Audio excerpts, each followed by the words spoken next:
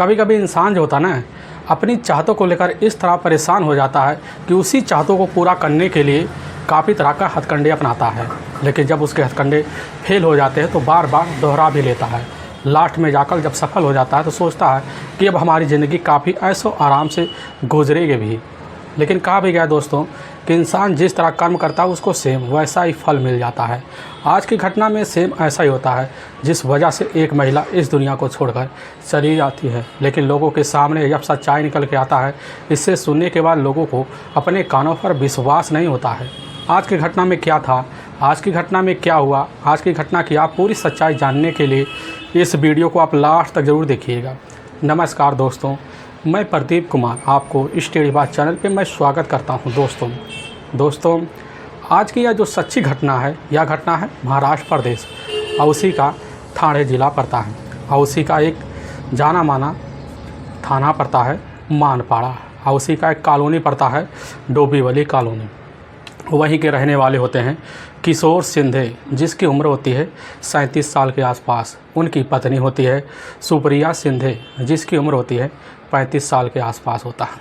किशोर सिंधे का एक इकलौता बेटा होता है आलोक, जिसकी उम्र होती है 10 साल के आसपास होता है। किशोर के कॉलोनी के करीब जो होता है एक प्राइवेट स्कूल होता है, उसी में किशोर का जो बेटा होता है आलोक जाकर पढ़ाई भी कर रहा होता है। इधर किशोर का जो ज़िंदगी होता है अपने पूरे परिवार के सहित एक खुशी में ज़िंदगी बीतना शुरू हो जाता है। तभी मैं बात कर रहा हूँ 14 फरवरी 2022 का दिन होता है। वही सुबह का 9 बजे का आसपास का टाइम होता है। उसी बीच आलोक जो होता है अपने स्कूल पढ़ाई के लिए निकल जाता है। किशोर जो होता है अपनी कंपनी में काम करने के लिए निकलने के लिए पूरी तैयारी कर बैठता है। तभी अपनी पत्नी से बोलने लगता है कि चलो तुम्हें भी रास्ते में छोड़ देंगे। अब सुप्रिया जो होती है अपने पति किशोर से कह देती है कि हमारा तबीयत ख़राब है, आज हम नहीं जा पाएंगे। अब जैसे इस तरह की बात सुप्रिया अपने पति किशोर से कहती है, किशोर कहने लग जाता है कि ठीक है, तुम जो है घर पर ही रहो और मौका मिलेगा तो जाकर अपने पास डॉक्टर को दिखा लेना। हाँ, लेकिन पास के रहने वाली तुम्हारी जो पड़ोस है, यानी कि तुम्हारी जो सहेली है स्वाति से एक बार जाके मिल लेना और उससे बोल देना कि जाकर वह बच्चों को ले आएगा। अब जैसे इस तरह की बात किशोर अपनी पत्नी जो होता है सुप्रिया से कह देता है। कहने के बाद किशोर अपने काम के लिए अपने ऑफिस निकल जाता है। और जब निकल जाता है तो इसी बीच शाम का टाइम हो जाता है। शाम के टाइम में उसी बीच सुप्रिया के जो पड़ोस की रहने वाली होती है स्वाति जो होती है किशोर के मोबाइल नंबर पर कॉल करती है। कहने लग जाती है कि हम तुम्हारे बेटे जो होता है आलोक को स्कूल से रिसीव कर लिए हैं और उसको तुम्हारे घर जब छोड़ने के लिए गए हुए थे, उसी बीच तुम्हारे घर ताला लटका हुआ पड़ा हुआ था। लेकिन हम सुप्रिया के मोबाइल नंबर पर कॉल कर रहे थे, एक बार नहीं बार बार कॉल किए, लेकिन उसका मोबाइल नंबर जो होता है हर बार स्विच ऑफ बता देता है। इस वजह से हम काफ़ी ज़्यादा परेशान हो जाते हैं। किशोर जैसे इस तरह की बात स्वाति से सुनने के बाद कहने लग जाता है कि हो सकता है सुप्रिया जो है अपना इलाज करवाने के लिए डॉक्टर के पास गई हो। अभी हम उसके पास कॉल करते हैं, पता करते हुआ कहाँ पर है। अब जैसे इस तरह की बात अब जो होता है किशोर सुनता है स्वाति से, सुनने के बाद तुरंत ही फ़ोन को कट कर देता है। कट करने के बाद अपनी पत्नी सुप्रिया के पास कॉल करता है, लेकिन उसका कॉल जो होता है उसी समय स्विच ऑफ बता देता है। बार बार मिलाते लगभग 2 घंटे का वक्त बीत जाता है। किशोर सोचने लग जाता है कि आखिर जब भी सुप्रिया घर से निकलती ताला बंद करके निकलती, लेकिन चाबी जो होता है अपने पास और पड़ोसियों को ज़रूर दे देती, लेकिन आज ऐसा कारनामा क्यों नहीं किए। इस वजह से अब जो होता किशोर ऑफिस में यही बात सोचकर काफ़ी परेशान उठता है। लगभग 2 घंटे का वक्त बीत जाता है। तभी 7 बजे का शाम का टाइम हो जाता है। उसी बीच किशोर जो होता अपने ऑफिस का काम ख़त्म करके अपने घर पहुंच जाता है और बाहर जो होती है उसकी पास की रहने वाली स्वाति होती है और उसका बेटा आलोक भी साथ में खड़ा होता है। तीनों जो होते हैं दरवाजे के पास पहुंचते हैं, देखते हैं कि दरवाजे पर ताला लटका हुआ है। किशोर जो होता अपने जेब से दूसरी चाबी निकालता है और चाबी निकालने के बाद ताले को खोलता है, घर के अंदर प्रवेश कर जाता है। लेकिन घर के अंदर का जो नज़ारा देखता हुआ दंग सा रह जाता है, क्योंकि घर के अंदर के बहुत सारे सामान बिखरे हुए पड़े होते हैं। उसके मन में काफ़ी शंकाएँ गूंज बैठता है और इसी शंका के बीच जो होता है किशोर काफ़ी आनन फानन में अपने घर में हर कोने में जो होता है सुप्रिया की तलाशी करता है। काफ़ी बार कि सुप्रिया नाम की आवाज़ लगाता है, लेकिन सुप्रिया का कहीं आवाज़ नहीं आता। इसकी वजह से अब जो होता है किशोर काफ़ी ज़्यादा अपने घर में परेशान हो जाता है। इसी परेशानी के चलते किशोर तुरंत ही अपने हित व्यवहारियों के पास फ़ोन कर देता है, लेकिन वहाँ पर सुप्रिया का कोई आने का पता नहीं चलता, जिस वजह से अब इधर किशोर और ज़्यादा परेशान हो जाने के बाद अपने पड़ोसी को घर जाता है। काफ़ी लोगों से पूछताछ करता है सुप्रिया के बारे में, लेकिन वहाँ भी सुप्रिया के बारे में कोई पता नहीं चलता। इसी बीच अब जो होता है ढूंढते ढूंढते लगभग आधी रात का पहर बीत जाता है, और जब बीत जाता है तो इधर जो होता है किशोर इस तरह परेशान, कुछ सोच पाता है ना कुछ समझ पाता है। उसके मन में काफ़ी शंकाएँ गूंज बैठती है और सुबह का टाइम हो जाता है। जब सुबह का टाइम हो जाता है उसी बीच होता है अब किशोर कुछ पड़ोसियों को लेता है। पड़ोसियों को साथ लेने के बाद अपने नज़दीकी पुलिस थाने मानपाड़ा पहुंच जाता है। वहां के थाना प्रभारी मौजूद होते हैं।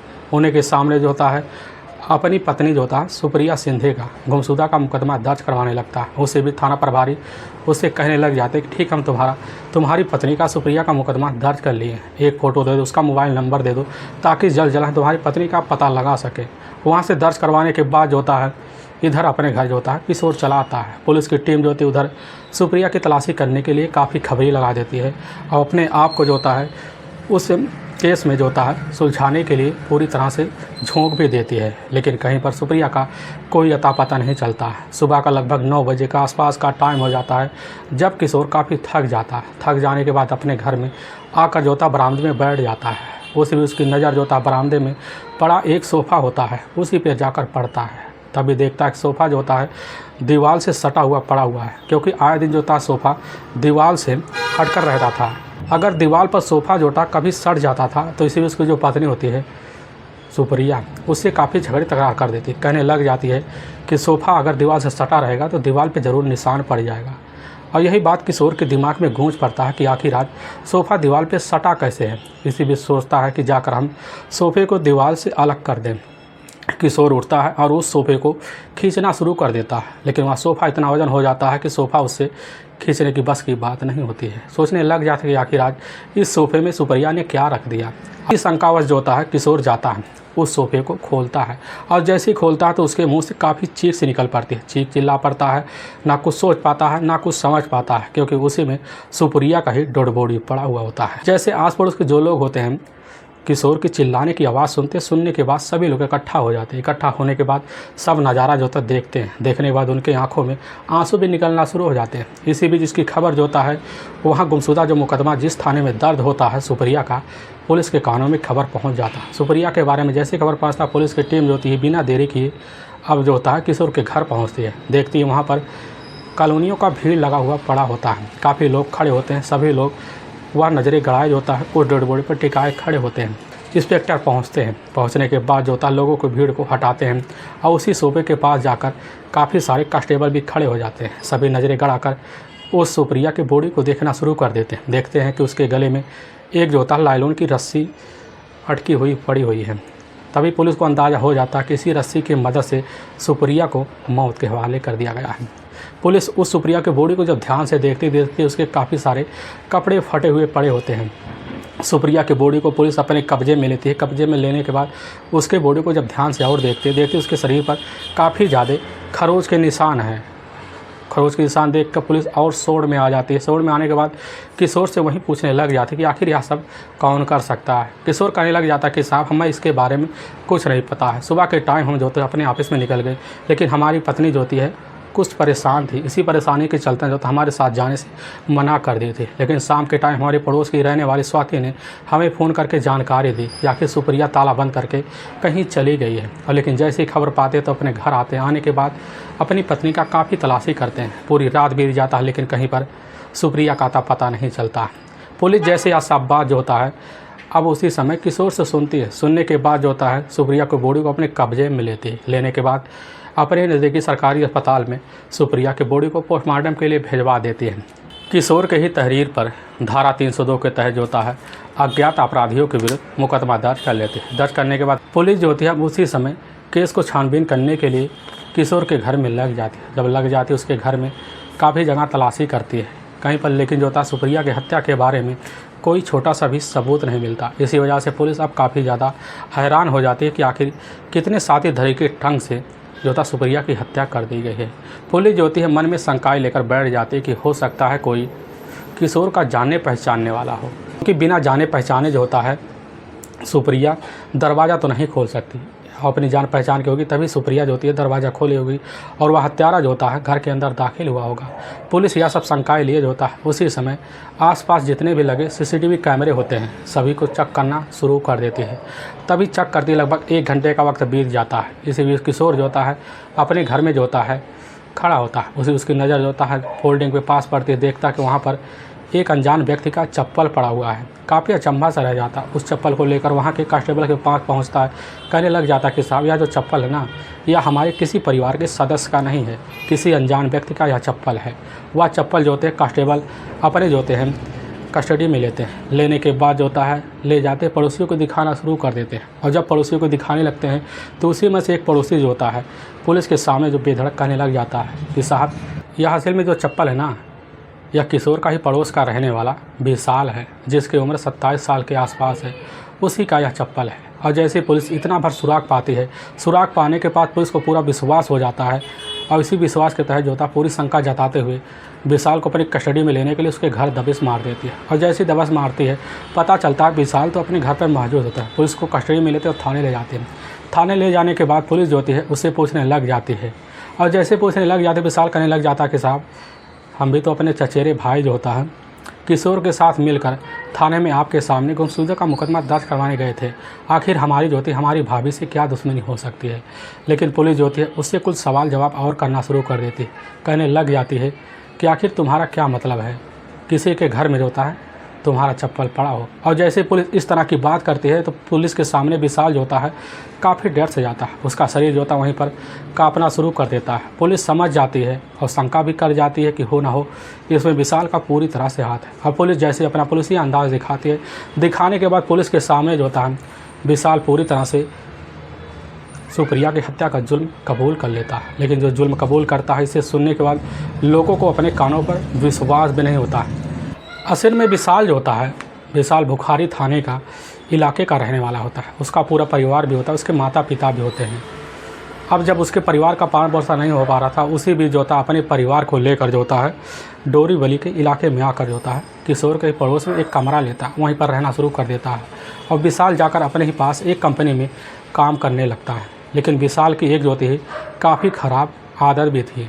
उसका रंगीला आदत जो होता है इसी वजह से काफ़ी ज़्यादा महिलाएं जो होते हैं उसके अंदर में आ जाती है। उसके जो होते हैं इस तरह चाल और स्वभाव देखकर महिलाएं उसके अंदर में आ जाती है। उसके साथ जाकर मिलकर विशाल जो होता है संबंध बना देता। ऐसे उसके साथ कई महिलाएं जो होते हैं उसके अंदर में और उसके गिरफ्त में रहती थी। इसी बीच उसकी एक प्रेमिका होती है जो विशाल से काफ़ी ज़्यादा करीबी होती है और उसके साथ जो होता है वही रिश्ता विशाल बार बार रखा भी रहता है।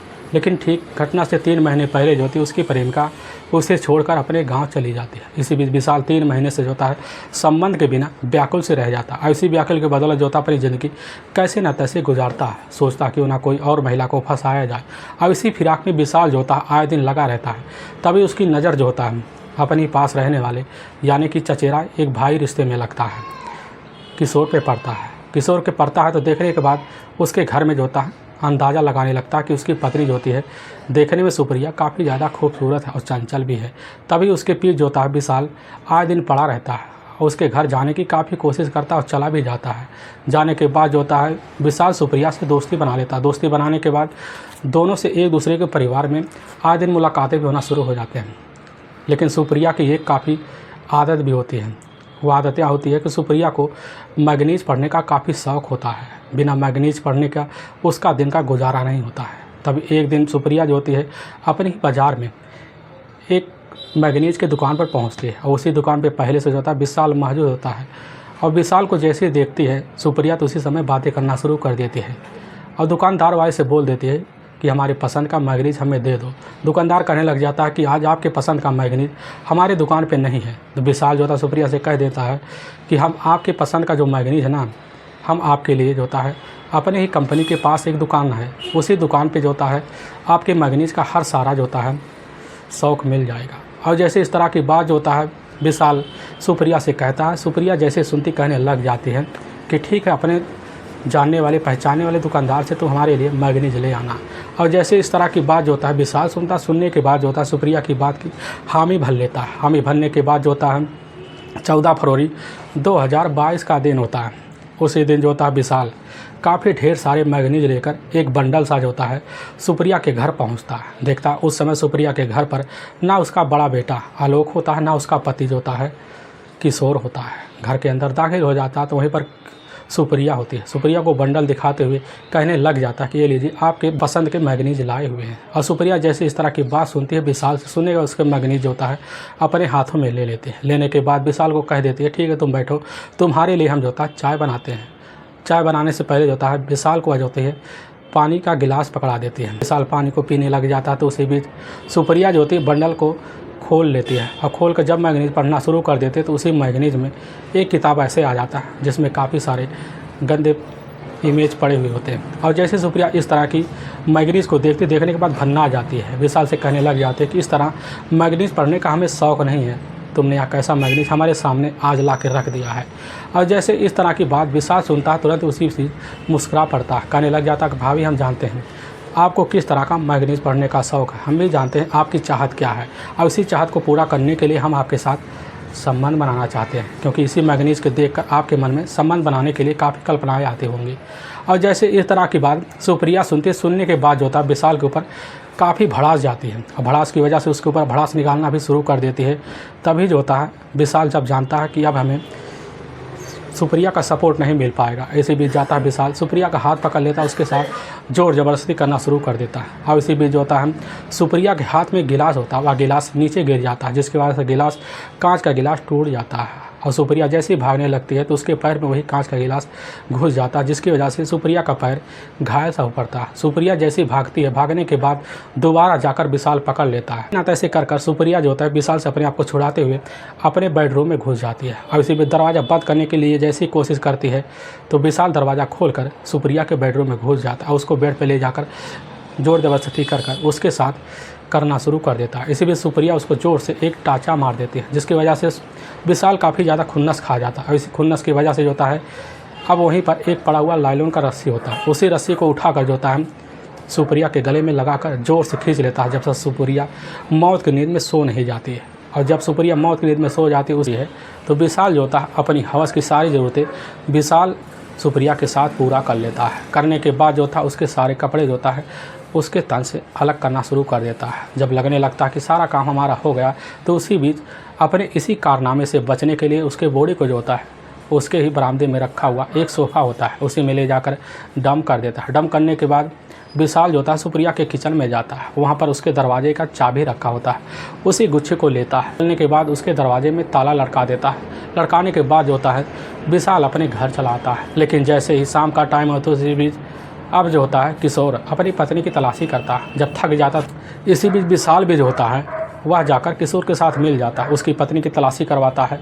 लेकिन जो होता है किशोर को विश्वास नहीं होता है कि विशाल ऐसा कदम उठा सकता है और विशाल को साथ लेता थाने में जाता है, अपनी पत्नी का मुकदमा दर्ज करवा लेता है। लेकिन वाकई में दोस्तों पुलिस के सामने जैसे विशाल के तहरीर पर पुलिस के सामने यह सच्चाई आती है, सुनने के बाद पुलिस को जो होता है अपने कानों पर विश्वास नहीं होता है। लेकिन पुलिस की जो टीम होती है विशाल को ले जाती है, वहाँ की कोर्ट में पेश कर देते हैं। कोर्ट में पेश करने के बाद पुलिस जो होती है विशाल के ऊपर काफ़ी गंभीर धारा मुकदमा दर्ज करके ले जाकर विशाल को हमेशा के लिए जेल के सलाखों के पीछे भी डाल देते हैं। दोस्तों हमें इस घटना का सुनाने का उद्देश्य किसी को परेशान करना नहीं है और ना ही किसी के दिल को ठेस पहुंचाना है, बल्कि आपको यह बताना है कि आप जहां भी रहें आप सावधान और सतर्क ज़रूर रहें।